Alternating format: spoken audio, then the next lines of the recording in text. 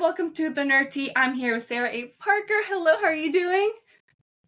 I'm great. Thank you so much for having me. It's an honor to be here today.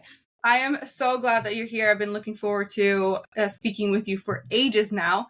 I just want to make sure for anyone who doesn't know who you are yet and who hasn't had the amazing chance to read your book, can you please tell everyone a little bit about yourself? I can. So I'm Sarah A. Parker. I am originally from New Zealand. And then when I was about 20, I moved to Australia, met my husband. We have 3 kids now, and recently 2 dogs.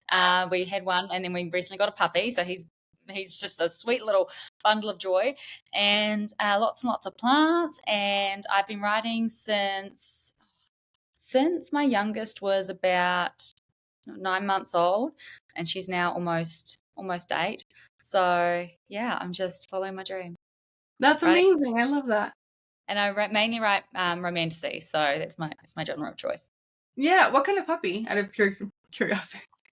He's a little Airedale Terrier, and so is our bigger one. So yeah, we've got a boy and a girl, and they just adore each other, and it's the sweetest thing. And she's really boisterous and fun, and he's like soft and squidgy. So it's just they're just adorable.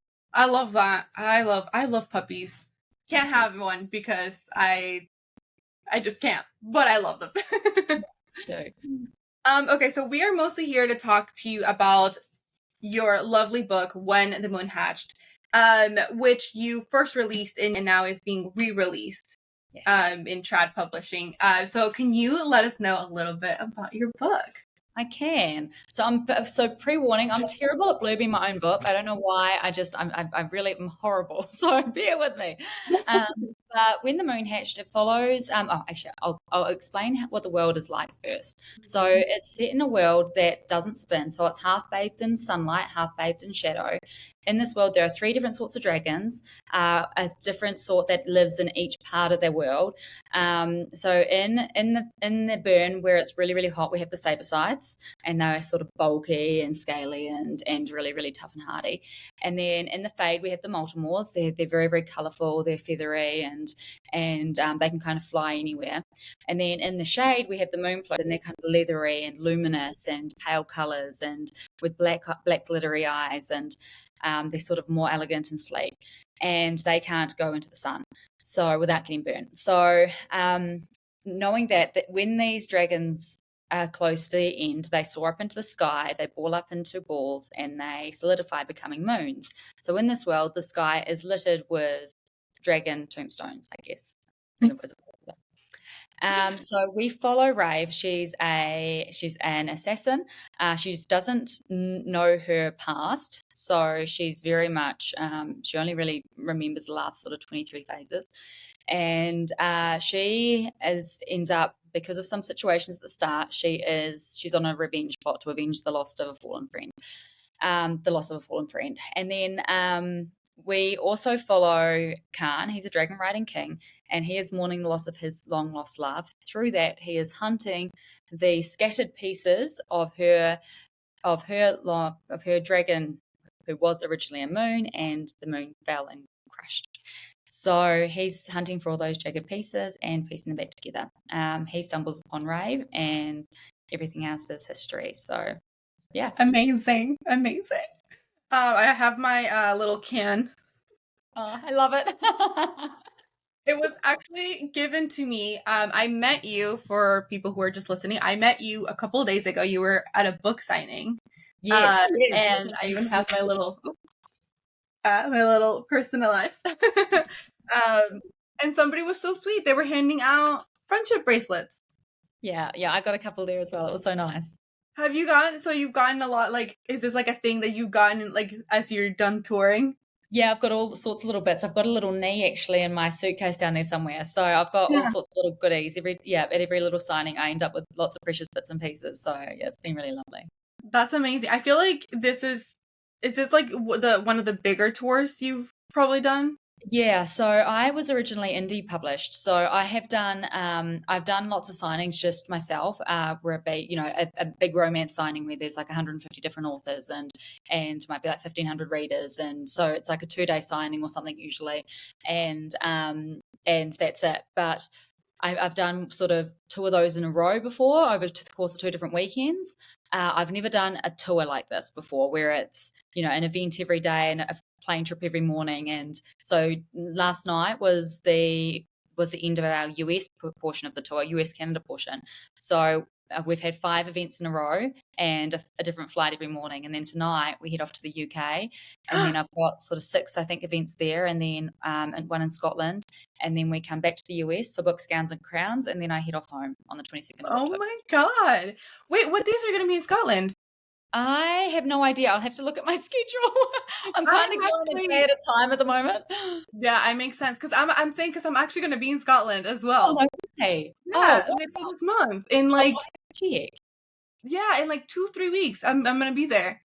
We might have just missed each other. I know I head back home in 17 days, and I think the last Oh, 6 okay. are in Seattle, so we might just miss each other. Yeah. Oh man. Okay. That was just like, wait, what? Yeah, incredible. And just one other random question about the signing that I met you in. You were with Rebecca Ross. Did you like get a chance to hang out and stuff like that? She's Yeah, great. she is so lovely. She's an absolute sweetheart. I'm actually reading her Divine Rivals book at the moment. Love. And loving it. She is, yeah, she's got a real way with words. So I don't know if you can see it back here. I have the special version, the special edition versions of Divine Rivals. oh wow, no, I can't quite I don't have my glasses You're on. fine. But it's just like, they're great books. So fantastic. Anyway, moving on. So the way that I like to break up this interview, I'm going to first focus on your books, then your writing, and then it's going to be more fun, sort of miscellaneous type questions. Okay? So let's start off with a book. I love asking authors this question, is what inspired this story? So it's interesting. I do a lot of brainstorming, just daydreaming. Actually, is probably a better word for it. All moments, like where I'm bathing, or I'm driving, or I'm laying in bed trying to get to sleep, I'm in a completely different world. So I was actually bathing, and I suddenly saw this world that didn't spin, that was half bathed in sunlight, half bathed in shadow, and I was like, oh my gosh. And it kind of struck me. And then I saw the dragon moons, and I was like, I kind of felt breathless. It's like I felt like something had just been landed on me. And I knew it was special, and I knew that I needed to spend a lot of time with this world. So I did. I spent 3.5 years sort of wandering the streets of this world, and understanding the law, getting to know everything, just sort of stretching its wings before I actually ended up writing Moon. I did try 2 times prior, but I think both those times I hadn't been in the world for long enough for it to come out right. So I scrapped both those first drafts, and the last time I did try to write it was the time that it got written. And then I spent a month prior writing down all my lore, getting everything down into a big document, and then I kind of went, all right, let's go. And then I banged out that first draft in 6 weeks. So That's insane. Yeah, it was very much, I think, sometimes it's characters that come first, but this one, it was definitely the world. Like, and I honestly, I can't even explain how it came to me. It's just, I just saw it. It was almost like it was just handed to me. So, yeah. Yeah. Did you see, was it like a sky of moons type of thing? Like, is that kind of, like I was wandering through the snow, and there was just me looking up and seeing these luminous moons in the sky, and the dragons all sort of bundled up. So it was really quite weird. No, it sounds beautiful, first of all. Like, sounds lovely. The first 2 times that you tried writing it, what was the issue in your head? Was it like the characters or the world, you think? No, it was the characters. Yeah, I think Khan especially wasn't coming through to me clear enough.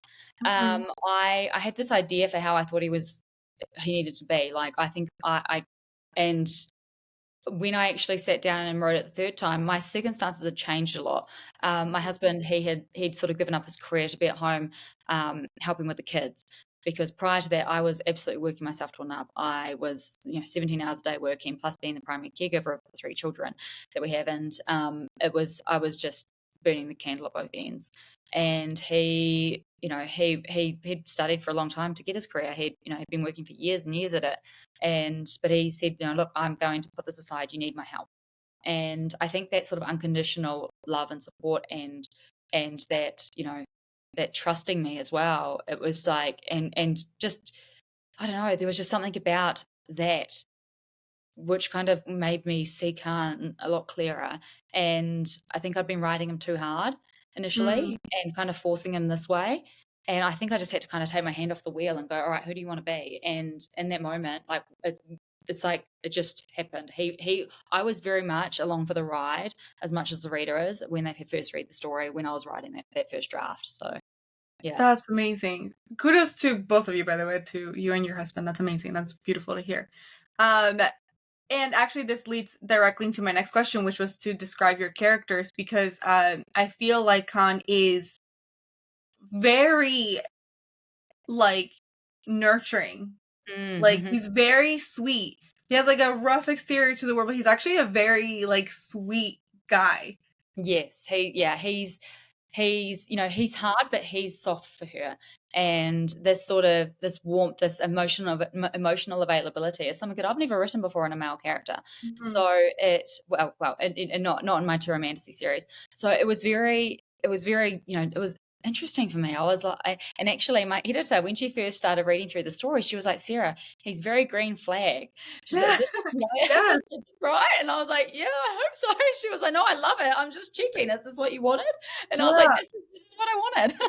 So, yeah, he, it's interesting. Like that emotional availability is such a, it's such a contrast to her. She is so closed off. She is so, dealing with a lot of traumas. And so he's had traumas too, but he's had a lot of time to work through things, and he's seen things now in a different light. And he's also just, I don't want to give like spoilers, but he is so, I guess, relieved in a lot of ways. That he's kind of, but yeah, so with Rave, she's got this emotional unavailability. She tucks everything down. She just, anything painful, she just doesn't want to look at it. She doesn't want to go there. And I guess the way that they kind of, clash against each other is just so, I don't know, I was very much just loving every moment that they were on the page together. So they had a great dynamic. It was like honestly very joyful to just read of that dynamic.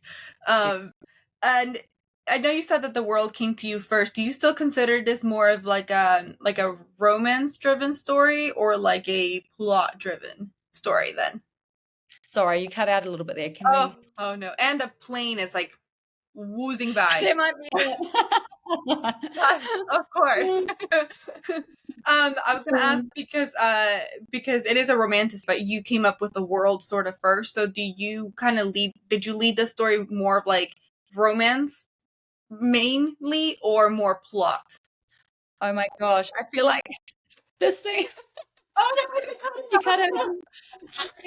I'm so sorry. I'm so no, it's not you. It's whatever this is trying to do to me today. You still can't hear me, can you? Right. No. Time's a charm. Yeah. Can you hear me? Am I good? No. Come on, work. I don't know what to do with it, but work. I feel like. Hang on, sorry. Back. It'll come back to us. Yeah, like maybe is my mic not plugged in well enough? I don't even know. Hey, hold on. I can hear you. You are frozen. I'm frozen now too. This is just. All right. I think we're back. Are we good? I just clicked something, so now good now. We're good. Yeah, we're good. Okay. I think. Oh, you're frozen again. Oh no, we're good. This is a lot better. All right, let's try again. Okay. Am I good now? Yeah, I think so. Let's not touch anything. I'm literally, I clicked something and I'm scared, but I feel like it's working. Okay. We're good. Yeah, we're good. Okay, good.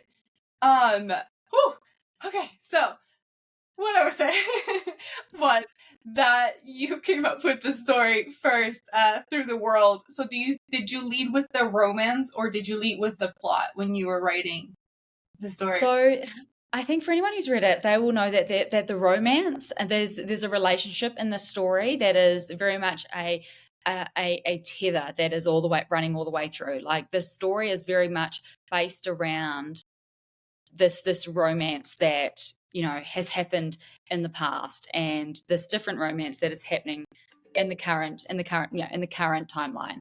So yes, I absolutely the story itself kind of evolved around this romance, but there is also a very heavy plot that's running all the way through that has yet to fully, I guess, show itself by the end of book one. It's kind of just peeking through, so that will really, really come to light in book two and book three. Because originally it was supposed to just be 2 books, right? You broke this one in half. I did, yeah. So I just realized quite early on that there was no way I was going to be able to fit the first half of the story in this one book. So I kind of reshaped the arc. And actually, to be honest, it worked out better because I realized for the stuff that was originally at the end of book one, which is now book two, for that to really hit for the reader, and for them to, to have that emotional, I guess, boot that I was hoping that would, in the way that I was hoping it would hit. They needed to know the things that come to light at the end of book one, and all the stuff that we sort of understand through these diary entries that are peppered throughout the story. So it ended up that was meant to be. But yeah, buckle up because this next book is, again, it's the second half of what was originally the first book. So Yeah. there's a lot that happens and it's go, go, go. And I'm really, really excited for everyone to read it. Oh, I'm so excited. We had to wait so long, though. Yeah, I'm so I sorry. I'm feel. almost finished it too, so I'm gonna have to sit with this for like a year. We'll have to revisit this conversation. Be like, come Yeah. on. Yeah. I want to go back a little bit about your world building because you used several things that I love in magic, which is you used elements, you used magic, obviously, and you also used music. So Yeah. can you explain what was the decision into weaving all of these things into your magic system? I think when I was younger, I used to wander around on the farm and just like I was an outside girl. I was out in the mud, like fossicking, exploring, making up stories. Just I was real leave the house at dawn and come back when the birds were flying overhead and the sky was pink. Yeah. And I felt like the wind was alive around me. I felt like the holes in the ground that were pushed from the cows making deep holes, and I felt like that was all it was all sort of alive beneath me. And I felt also when it was raining like the sky was crying. So I think for me, like that felt almost like a symphony that I was moving through. And again, like just like I wasn't alone through all that. I never felt like I was alone, even though I very much was. I never felt that way. So Mhm. I think it just kind of built itself organically from my childhood.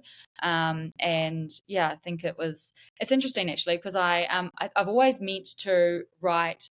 Like the very first romantasy that I wrote is still on my computer, and it is like 400,000 words of just it's the very first story that came out of me that's been speaking to me since I was quite young, and it will probably never see the light of day, but I have plucked at it.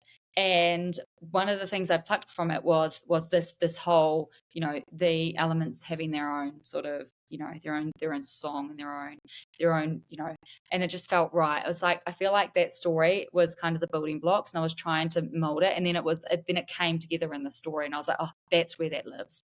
That's where that was meant to be. And once I realized that that's where that was, I was like, oh, we're good. Like that was really when things started rolling for me. So Yeah. yeah. Was it also like gods that had sort of, or like element type gods that had back in your first story? Like Yeah. it was the similar?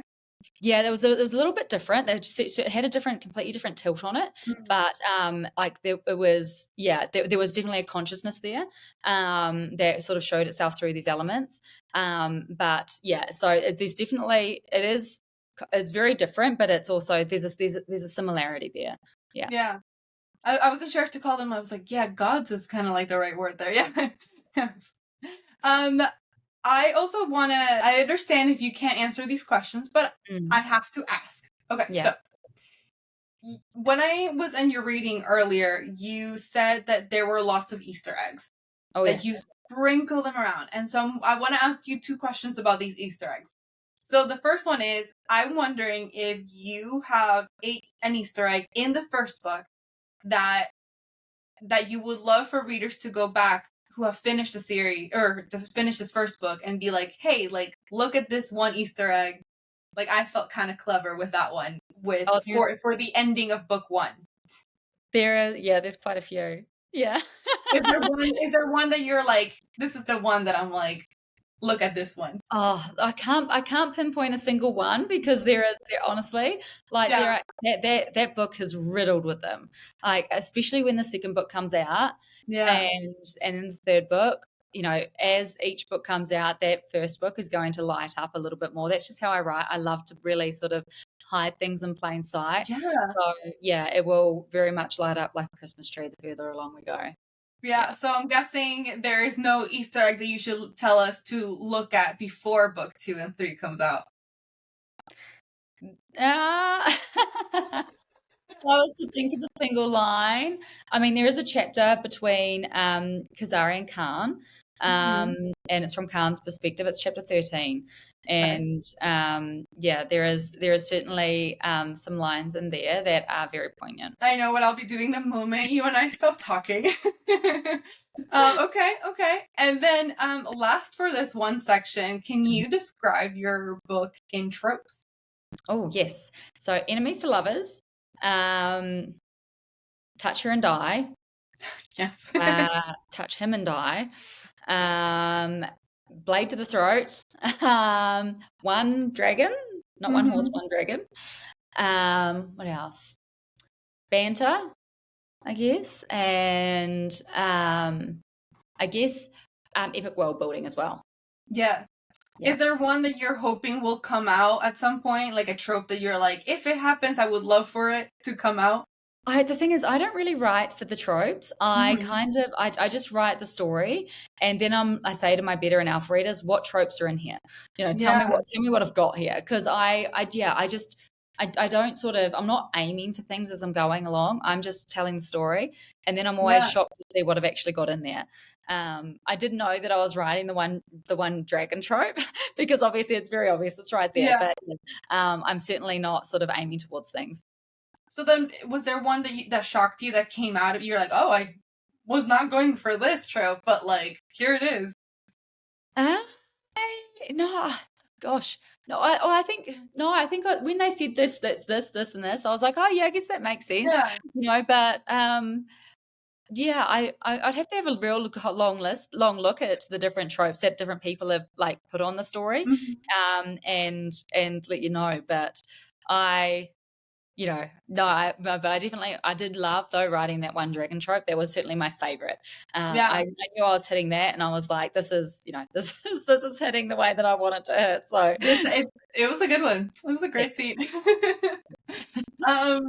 Okay, so now we're gonna move on to your writing section. I love this section because I love to get into the minds of the authors, and I kind of dedicate this section to aspiring writers, yours truly included. So this is kind of like that to kind of get into your head a little bit and see if something inspires and helps out the other writers as well. Cool. So, and also because we're just very curious. Yeah. So I love this question. What is your process from planning to writing? Like, what is the whole thing? All right, it's long. Bear with me. Okay. Yeah. So I will first, what I might see a character or the world or whatever. I build on that, and I obviously get to know that world. Then I will usually run through the story from start to end in my head, and so I'll do this in my daydreaming segments throughout the day, week, years, however long it takes, and I'll run through that story. And once I've ran through that entire story in my head a number of times, I sit down and I start going from scene to scene. So I will run through it slower, and I will see the dialogue. I'll be jotting things down, and so I will literally have an entire book worth of dialogue on my document. Then I go through and I will cut that into chapters and do my cues. So basically almost like I'm writing a movie. I will have like almost like scenes. It's like, with scene cues and everything. And then I sit down and I start writing my first draft.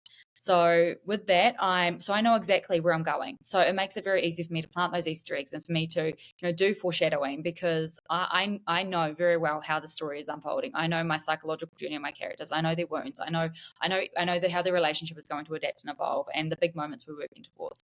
So I then sit down and I write each chapter out, and I allow myself some grace. If I get to a chapter that I've been moving towards and it's not feeling right because the psychological journey of the characters has shifted or changed as I'm writing, which it sometimes does, then I will alter that. So things can change during this period. Things I'm very lenient. I let things shift and change and move about. And then what I do is I don't go back. I just, as I'm writing, I am putting notes in my previous chapters of things I need to change. So I make sure I just get to the end, feel that Mm. accomplishment of finishing the book, and then I go back to the start and I flesh out my chapters with the knowledge of everything I've written in mind. And the thing is as well, sometimes the notes that I put at the start of chapters, these things might not be relevant anymore because other things have changed as have gone on. So if I had have gone back previously and done these Mhm. reworks, it would have been a waste of time. So I look at my notes at the start of each chapter. I work out what is still relevant. I make changes. I flesh. I add a lot of words during this time and get that second draft down. And then usually what I do is I'll go through again, and this is usually my tightening phase. So I'm pulling things tighter. I'm making things more concise and making sure that things make sense and are understood easily. And this is usually the stage where I've got an alpha reader in there as well. So they'll read through, they'll give me, their notes, and I'm still open to big changes at this stage. So I'm still open to completely rewriting chapters, to adding more chapters, to moving chapters around, to doing whatever. Like I'm at this stage, I fully with open ears am listening to, and I always do at every stage to be fair. But I'm very open to big changes. So I'll go through and I'll make those changes, and then I'll do my own read through and I'll sit with the story. And as I'm doing my read through, I'm passing it through to my beta readers, and they will give me notes as well. I still, if I get a big change through that stage, I will still do it. So I'm not completely closed off to things at that stage, but I'm hoping generally that Right. it's going to be a lot tighter. It's going to be sort of more surface things and things that I've missed, things that I need to weave through a little bit more, just more surface things. And then after I get to the end of that sweep, I pass it through to my editor. She goes through, pass it back, I go through, pass it back. She goes through, pass it back, I go through, pass it back. And then hopefully it's my time to start doing my final read throughs. I will usually read through it on my document and hope that it's all good. And then I also format it and I read it through as an actual formatted book. And that always brings about so many more things that I hadn't seen previously because everything looks different in a formatted book Mhm. version. And then hopefully we're good to go. Yeah. It's a big And process. and you did this in 6 weeks when you No, so 6 weeks was my Okay. first draft. Okay. Yeah. Gotcha. Okay. I was like, Oh, no. No, okay. no. No, no, no. So that was 6 months altogether. Okay. Yeah. This was the first draft, and then another Okay. 6 weeks was my second draft, which was that fleshing stage where Yeah. where I'm making the story really sing. Yeah. And do you give yourself time between when you finish like a draft to like not look at this world for a moment? Well, so that's what I have done with book 2. So I was meant to get to the second to the end of the first draft before I came away. I didn't quite get there. I've still got about 12 chapters to go, but it's a very big book. But that's fine. So I'm taking this time to sit back and go, all right, I'm not writing while I'm away. I'm just thinking on the book and sort of working out what I need to alter and what's hitting and stuff like that. So I do like to do that. It doesn't always work out that way, depending on my time schedule, but it definitely helps to be able to do that. Yeah. Yeah. Is there a part that you find the hardest, like the beginning, middle, or end from like So definitely the start of a book is really quite hard for me because I've got, especially when I've been in the world for so long, I've been building this world for so long. I've got so much that I want to get down on paper, and I'm like, the reader needs all this information, surely. So I my first drafts of the first sort of 5 or 6 chapters of my books are usually too packed, and I've then got to Mhm. go through and either rewrite them or carve them back or whatever. Yeah, that's certainly, especially first chapters, not the prologue in this book. That's pretty much the first draft that I wrote. But my first chapters with Rave, especially the first 3, Mhm. I actually had a lot more chapters in there, and I had to just take them out. So, and then sort of I had chapters prior to her going in and doing the singing. I had a whole bunch of different bits and pieces in there that I ended up going, no, the reader doesn't need to know this right now. I'm pulling that away, and I'm going to tidy this up. They don't need all this information. We'll learn it along the way. So yeah. Oh, interesting. Okay.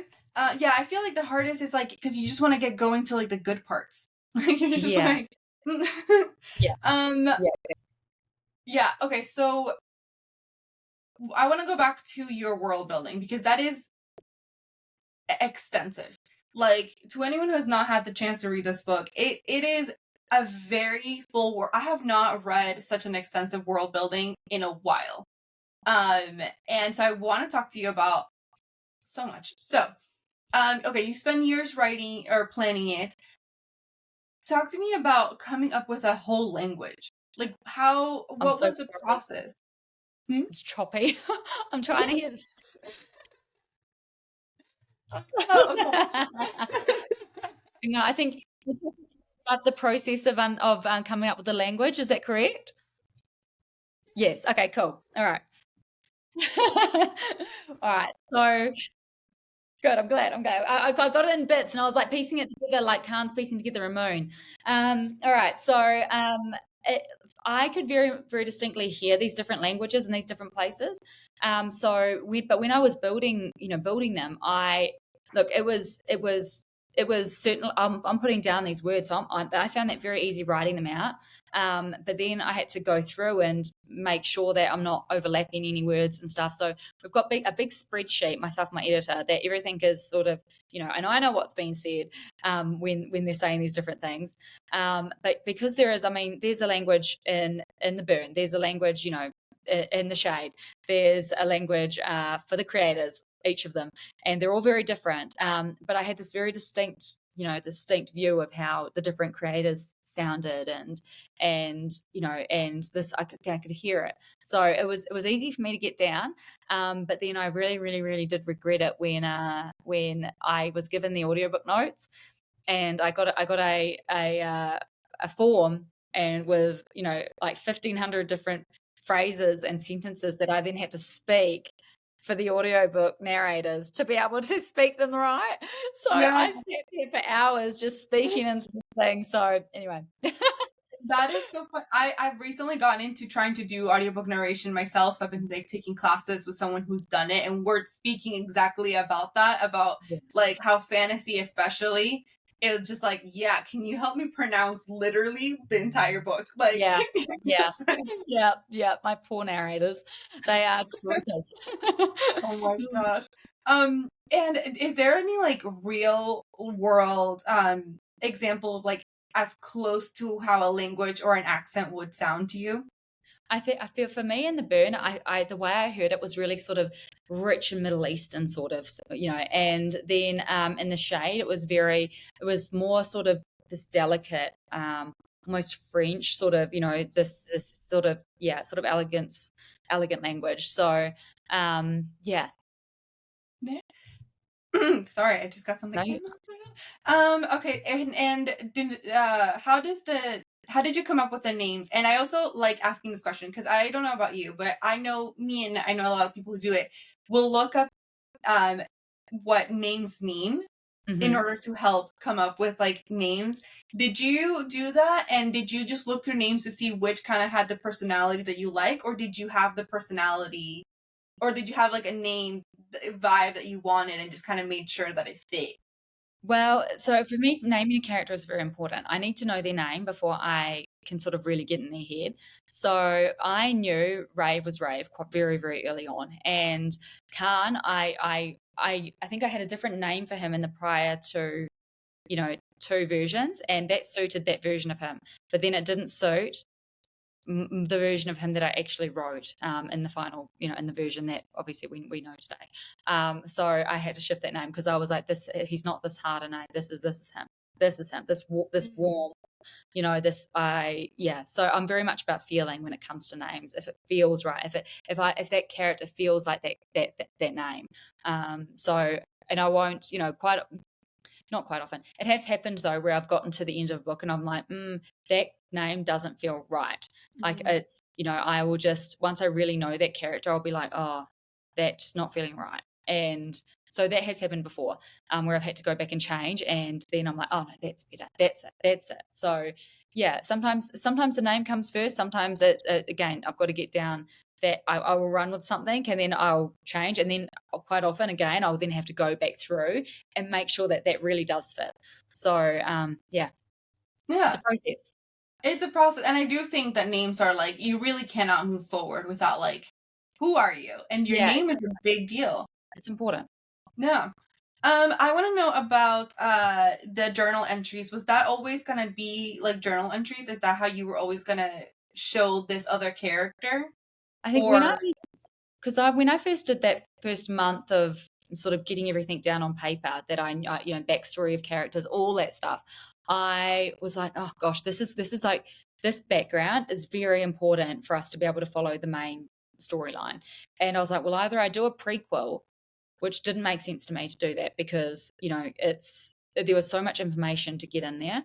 I mean, I could write it as a full book, but maybe one day we'll see.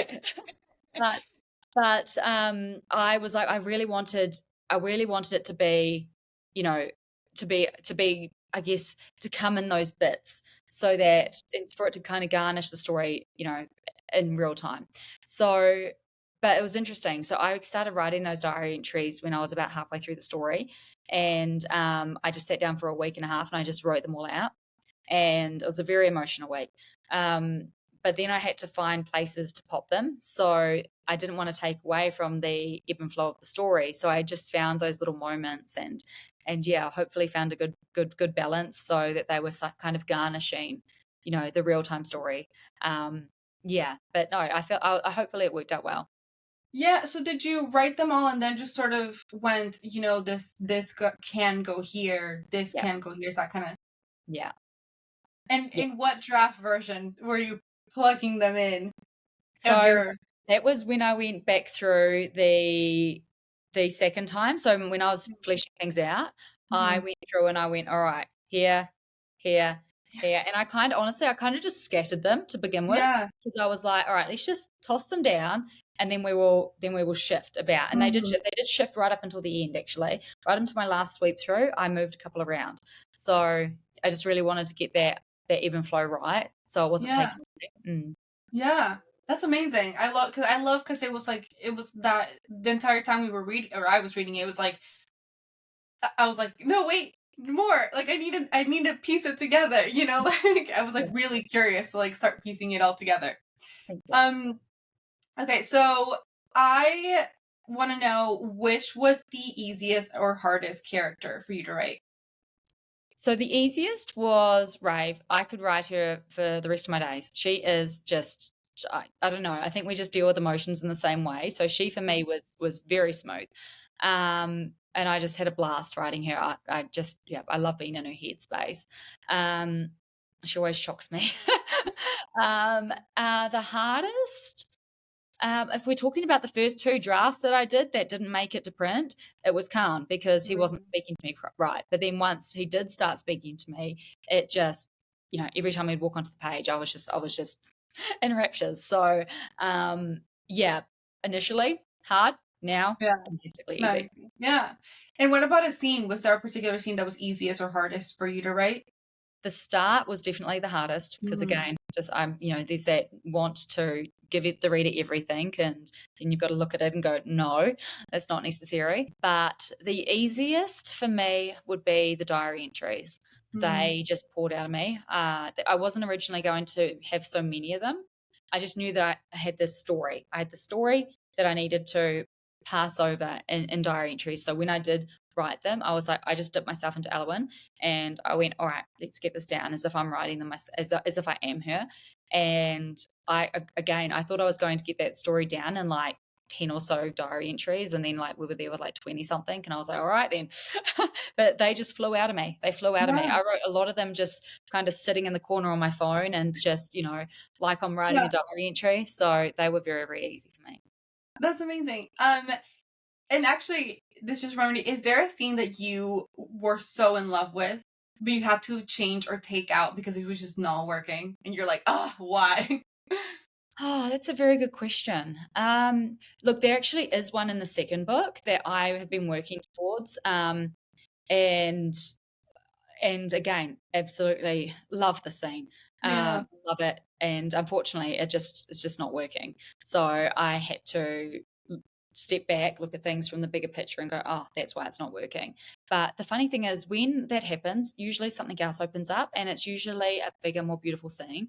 And it's, a lot of writing is actually learning to let go as well, because if you Yeah. try too much to hold on to something that you thought was right, then quite often you'll like smudge, you'll put a big stain on your work. And it's you've got to very much listen to your characters and listen to, I guess, the scene, the story. And yeah, not be afraid to let go. It does hurt sometimes, but that's also why I Yeah. don't put too much emotional oomph into my first drafts, is because I know that things might change. Yeah. Yeah, actually, I'm not sure how you worded it. Somebody asked a similar question back when we were doing the signing, and something about the way you worded it made me be like, sort of gave me relief. I went back into my own story and I was like, I'm letting go of the scene. I've Yeah. been trying to write the scene for like 2 weeks, and Yeah. I'm like, Sarah said I can let it go.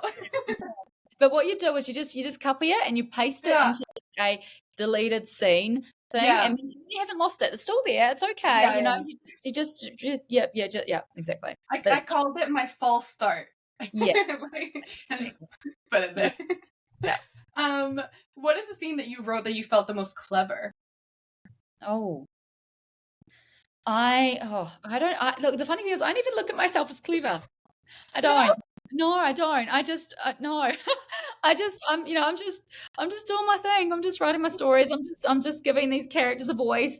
Um, I think, but I think there was certainly a moment in one of the diary entries where, and sorry, in one of the real time, and we had the diary entry just before it. It's to do with Hayes Moon, Hayes Perch. And it's like, so there's this moment where she's looking out and she's seeing, and then they've got the diary entry prior, and or was it just after? But anyway, they're next to each other.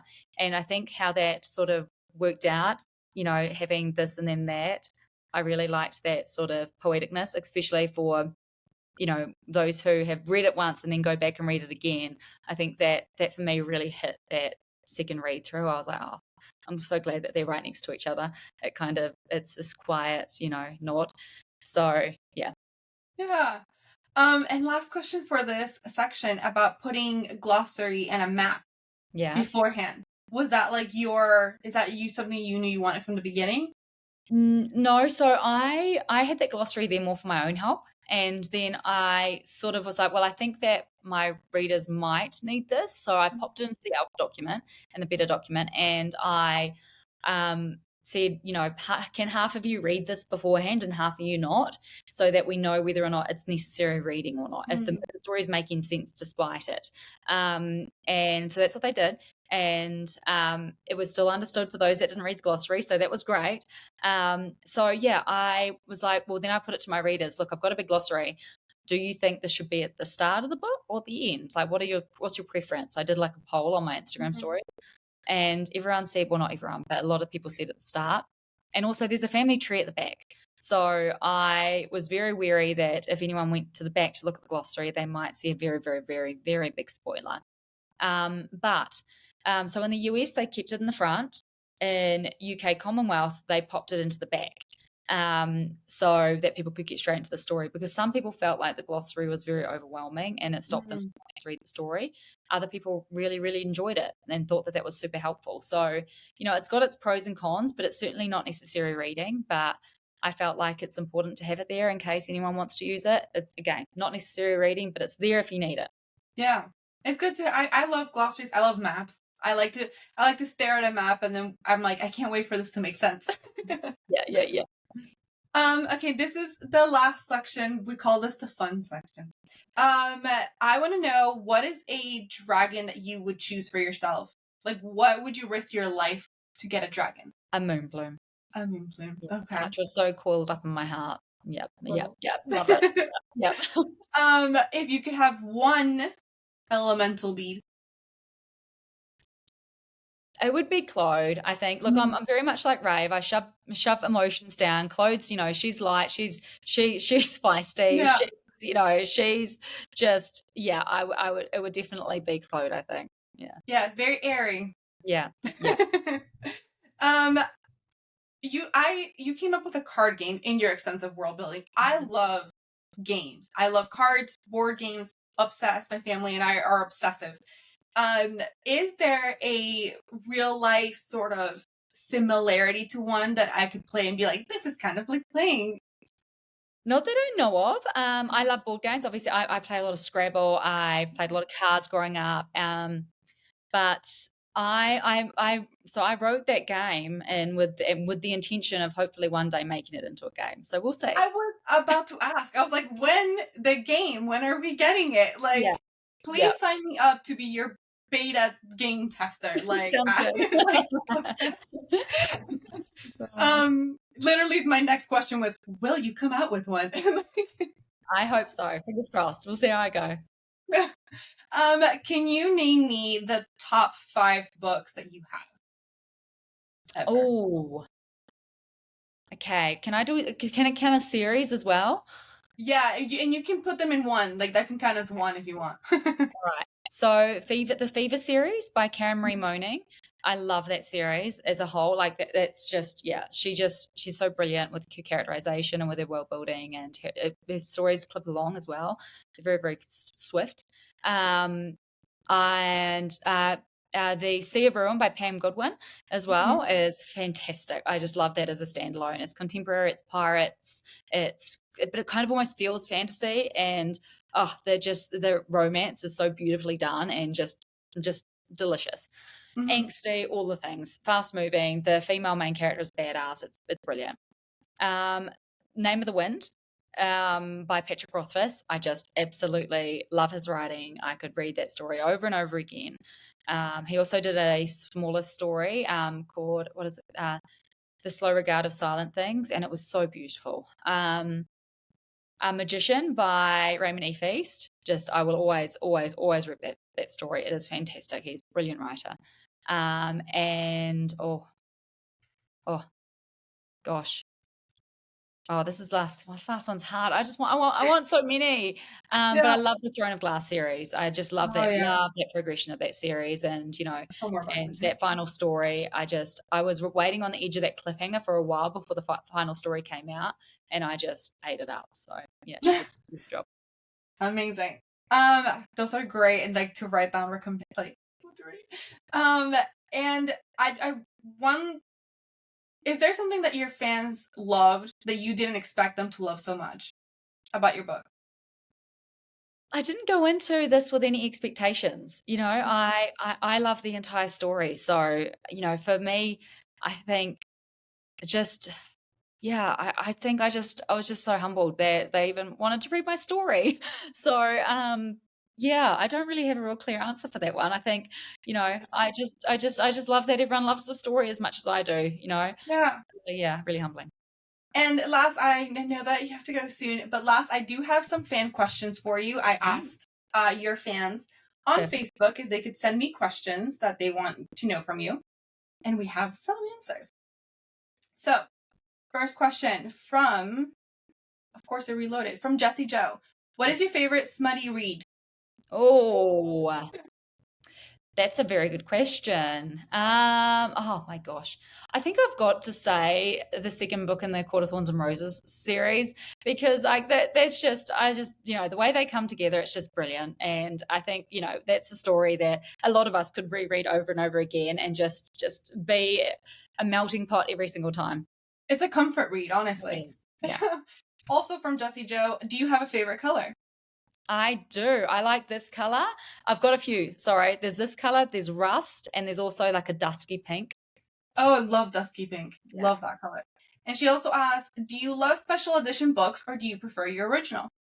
I love all. I want all the trophies. I love every if I love a book, I'm buying everything that I can get. Yeah. I'm getting that in every single color and shape and everything that it comes in. Yeah. You have so many special edition books for this. I when I went to your signing, I was looking at everyone's cover and I was like jealous of that one, jealous of that one, jealous of that Yeah. one. And like, There's so many. there's so many. From Stephanie Els, how hard has work-life balance been while you're touring? Look, I haven't been able to work while I'm touring. I'm purely surviving.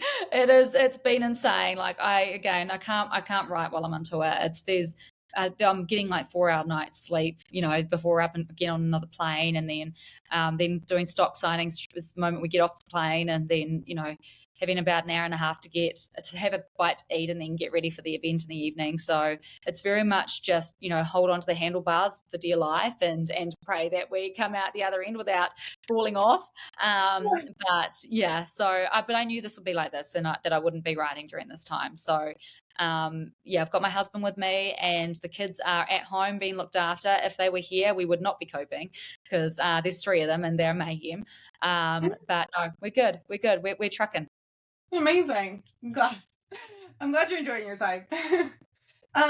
From Cleo Weber, how does it feel to see your books in the wild? So 2 questions from her. How does it feel to see your books in wild? Amazing. It's like something I never imagined would happen. So I'm still pinching myself constantly. Yeah, just very, I can't believe it still. Honestly, again, it doesn't feel real. Yeah. And she also asked, what do you like about indie publishing versus trad publishing and vice versa? So indie publishing, it's really nice having that full control. When I finish a book, I'm immediately publishing it, so it's up immediately for my readers. The difference with trad publish is that I'm finishing the book, almost a year prior to it being passed out into the world. So I'm kind of nesting with that story, knowing that that's done and it's here, but my readers can't quite get it yet. So that's hard. But yeah, I mean, I love both. Honestly, like I've found fantastic publishers that love my story as much as I do, and they have got my back, and I've got their back, and it's brilliant. So yeah, but then I love with my Crystal Bloom series that the moment I finish it, I can pass it to my readers. So it's Love that. Okay, 2 more people had questions for you. Julie Preston asked, I can't believe you dreamed the Bloom series. Is there something in your nighttime ritual I should be following? Because, man, you're a wonderful storyteller. Oh, thank you so much. I just lay down, and it's kind of my meditation. I will fall into a world that I'm running through, and at this current time, whatever it might be, and I always pick up where I left off the night before. So yeah, and as I'm doing it, I'm looking for flavors. I'm looking for for scents. I'm stretching the muscles of my senses, and just kind of and I'm looking for those moments that make me go, oh, that's a moment. So yeah, and the ones that really resonate with me that I can't kind of let go of, I'm like, oh, I think I need to chase that. I think I've got something that I've been running through my head for a while now, that a story that I keep going back to, that I know will eventually be a story that I tell. So yeah, it's just you just listen to your instinct. I love that, because I'm the same way. I'm a massive daydreamer, and I have stories that I tell myself for years. Like, I have characters that I've been with for literal years. Yeah. So I love that. Yeah. And very last question. If you can meet actually, this person has 2 questions. Candace Flakemore says, if you could meet one character from your book in real life, who would it be and why? Oh, Khan, I just want to give him a big hug. What a cutie, literally. Yeah. And I guess you kind of already answered this, but she also had asked Moon Saber Scythe or Molten. Definitely a Moon Bloom. Yeah. Moon Bloom. Yeah. And then Kay Schaefer didn't have a question, but she's excited to tune in too. She's excited to hear this. Okay, and this is it for me. I just want to know tell everyone what else we can expect from you soon. Well, I'm working on book 2 now. I'm almost finished it. And then I'll be bumping back to my Crystal Bloom series and finishing off book 4, hopefully getting that to my readers, before book 2 releases for the Moonfall series. Fingers crossed, see how I go. And yeah, then I've got some other cool, exciting things that I'm working on quietly that I can't talk about yet. But yeah, hopefully some good things coming. Yeah, including a board card game. Fingers crossed. Yeah. Okay, well it was lovely chatting with you. I appreciate it.